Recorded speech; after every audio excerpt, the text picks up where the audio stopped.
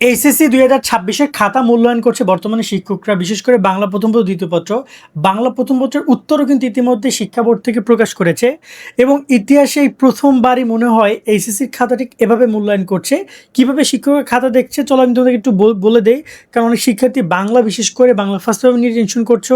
Second paper রয়েছে, ইংরেজি খাতা মূল্যায়ন করবে ঠিক একইভাবে। আবার তোমাদের আইসিটি রয়েছে, অন্যান্য বিষয়গুলো মূল্যায়ন করবে। আমি তো টুকটাক একটা আপডেট তোমাদেরকে দিয়ে রাখছি। আমরা বিভিন্ন কলেজের শিক্ষকদের সাথে কথা বলেছিলাম যারা এই বছরে পরীক্ষার খাতা দেখার দায়িত্ব পেয়েছে পরীক্ষক হিসাবে, এবং তার মধ্যে কয়েকজন প্রধান পরীক্ষকও ছিল। এবং তোমাদের জন্য জানিয়ে রাখি, এবার তো তোমরা জানো সবাই যে প্রশ্ন সবার এক, যার কারণে ওরকমের আলাদা কোনো বোর্ড ভিত্তিক কথা হবে না, সবারই খাতা এদিক ওদিক হয়ে যাচ্ছে। তবে একটা জিনিস তোমরা শিওর থাকো যে তোমাদের বোর্ডের খাতা বোর্ডই থাকবে। কীরকমের?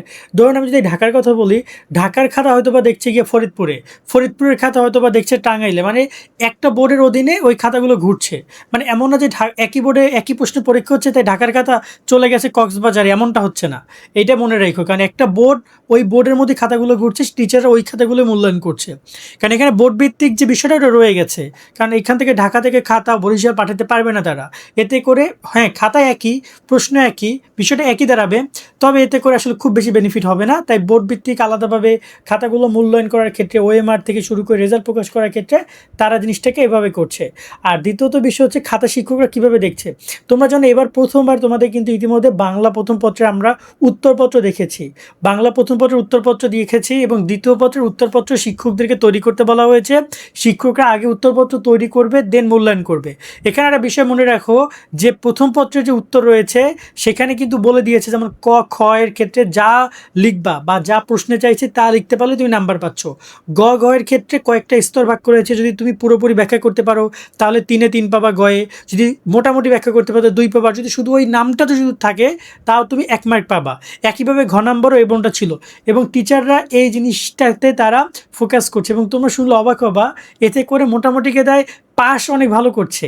কিভাবে দেখো, যে শিক্ষার্থী 6টা মানে 7টা সৃজনশীল লিখছে, সে যদি ক খয়ে 1-1-2 মার্ক পায় এবং গ ঘয়ে মানে কোনো কিছু হইলো না, তাও সে লেখার কারণে প্রপারলি ওই জিনিসটা উপস্থাপন করেছিল তার মূল কথাটা, তাহলে সে যদি আরও 1 পায় তাহলে 4 মার্ক পাচ্ছে একটা সৃজনশীলে, তাহলে 4-7-28 মার্ক কিন্তু সে পাচ্ছে। মানে প্রত্যেকটা প্রশ্ন যদি 1 করে পায় তাও 4-7-28 মার্ক পাচ্ছে। আর সৃজনশীলে পাস হচ্ছে তোমার মাত্র 23-23 পাস। সো আশা করি এই ব্যাপারটা তোমরা বুঝেছো। আর একইভাবে তোমাদের বাংলা দ্বিতীয় পত্রের উত্তরপত্র মূল্যায়ন করছে একমাত্র ব্যাকরণ অংশে, উত্তরপত্র বানাচ্ছে টিচাররা, এক একজনের সাথে এক একজন এগুলো শেয়ারও করে নিচ্ছে, সেগুলো নিয়ে খুব বেশি প্যারা নাই। তবে তোমরা জানো ব্যাকরণ অংশটা ঠিক এমন যে হইলে নাম্বার পাবা, না হইলে নাম্বার পাবা না। ওই জায়গায় যাদের হয়েছে তারা 30-এ 30 পাইছো, যারা হবে না তারা ওইখানে নাম্বার একটাও পাবা না। বিষয়টা এমন, ওইখানে তার ভুল ত্রুটির কোনো সুযোগ না, ওইটা ঠিক English first paper second paper MCQ টাইপের মতো করে বানান ঠিক থাকলে নাম্বার পাবা। আর এখানে বিষয়টা হচ্ছে যে নির্মিত অংশ নিয়ে যদি কথা বলি, নির্মিত অংশ এখানে শিক্ষকদের এখানে ফ্রি আইন দিছে, তারা তাদের মতো করে মূল্যায়ন করছে। তবে এমন হয় যে একদম উল্টাপাল্টা লিখলে তখন তো নাম্বার কম পাবা, তবে যদি একটু প্রপারলি লিখতে পারো ভালো নাম্বার দিবে টিচার তোমাদেরকে। কারণ এই বছর খাতাগুলো পূর্ণ মূল্যায়ন করবে। পূর্ণ মূল্যায়ন মানে এই খাতাগুলো যদি তুমি কোনো কারণে বোর্ড চ্যালেঞ্জ করো, তারা আরও একবার পুরোপুরিভাবে খাতাগুলো মূল্যায়ন করবে টিচারের কাছ থেকে নিয়ে। তো কোনো টিচার ফার্স্টে চাইবে না, তাই তিনি সঠিক মূল্যায়ন করার দিকে ফোকাসড হচ্ছেন। আর তুমি যদি পর্যাপ্ত লেখো এবং সঠিক তথ্যগুলো লেখো, নাম্বার পাচ্ছ। শিক্ষকদের এখানে এবার কথা হচ্ছে যে তারা এবার অনেকটা খুশি খাতা দেখা নিয়ে, বিশেষ করে এই যে এইচএসসির স্টেপটাতে। কেন খুশি তারা? কারণ এখানে তারা কীভাবে মূল্যায়ন করবে এটা বুঝতে পারছে। কারণ অনেক টিচার তার মাইন্ডসেট হচ্ছে যে ওইটুকু মানে অ্যান্সার অনেকখানি ব্যাখ্যা লিখতে হবে তবে সে নাম্বার দেয়। ঠিক আছে, এরকম একটা মাইন্ডসেট অনেকের আছে, অনেকে বলো অল্প একটু লিখলেও সে নাম্বার দেয়, একই নাম্বার দেয়। তো এবার আর সেটা না, এবার হচ্ছে বোর্ড থেকে বলে দিচ্ছে কীভাবে মূল্যায়ন করলে কতটুকু নাম্বার দেওয়া যাবে। ঠিক আছে, এতে করে শিক্ষকরা খুশি যে তারা তাদের জায়গা থেকে খুব বেশি প্যারা নিতে হচ্ছে না, ভাবার সুযোগ নেই। কারণ তারা অলরেডি 2-3টা খাতা দেখলে অলরেডি ইজিলি ওই বোর্ডের অ্যান্সার শিটের সাথে তারা ইজি হয়ে যাচ্ছে, তারা খাতা মূল্যায়ন করছে।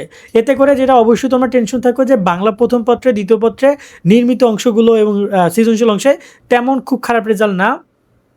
তবে ইংরেজি নিয়ে কথা বলি, ইংরেজি কিন্তু পুরো ফার্স্ট পেপার সেকেন্ড পেপারের যে রিডিং পার্ট এবং গ্রামার পার্ট, এটা কিন্তু উত্তর শিট শিক্ষকরা বানাচ্ছে, ওই উত্তর শিট অনুযায়ী মূল্যায়ন হবে। এটার তোমরা তো বোঝো, কারণ ওইখানে যেমন রিয়ারেন্স, এটা তো তুমি বানিয়ে লিখলে নাম্বার পাবা না।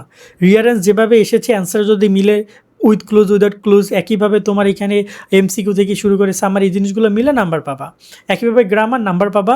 টিচার এখানে খুব বেশি বেনিফিট দিচ্ছে না বা দিবেও না, তবে আমরা হয়তোবা একদম পেপারগুলো দেখা শেষ হইলে তোমাদেরকে একদম অনেস্টলি জানাইতে পারবো যে তোমাদের পরীক্ষার খাতায় কেমন ফেল এসেছে, 100 খাতা দেখায় বা 200 খাতায় বান্ডিল প্রতি কেমন ফেল এসেছে, পাস এসেছে, সেটা বলতে পারবো।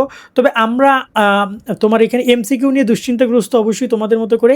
এমসিকিউ তো বলতে পারছি না, এমসিকিউ কীভাবে মূল্যায়ন করবে তা তো তোমরা সবাই জানো, ওটা কম্পিউটার মেশিনের মাধ্যমে মূল্যায়ন করবে, তো এখানে কোনো কিছু করার নেই। বাট এমনি বেসিক্যালি তোমাদের সিকিউ পারপাসে তোমরা ভালো নাম্বার পাচ্ছ, তোমরা শেয়ার থাকো, সুন্দর করে এখন পড়াশোনা করো। সামনের পরীক্ষাগুলো একদম মন খুলে দিল খুলে খুব সুন্দর করে প্রত্যেকটা জিনিসের পয়েন্টগুলো রাখার ট্রাই করো এবং চেষ্টা করো উত্তরগুলো প্রথম দিকে রাখার, কারণ শিক্ষক প্রথম অংশে একটু মনোযোগ দিয়ে পড়ে, পরে আস্তে আস্তে মনোযোগ হারিয়ে ফেলে। তাই ইমপ্রেস করার জন্য তুমি উত্তরের মূল কথাটা চেষ্টা করবে প্রথম 1 লাইন 2 লাইনের মধ্যে রাখার, কারণ ওইটা শিক্ষক খুব বেশি করে পড়ে। আশা করি ক্লিয়ার করতে পারছি। আজকের মতো ভিডিওটা এখানে শেষ করছি। সকল অনেক অনেক ভালো থাকবা। আল্লাহ হাফেজ।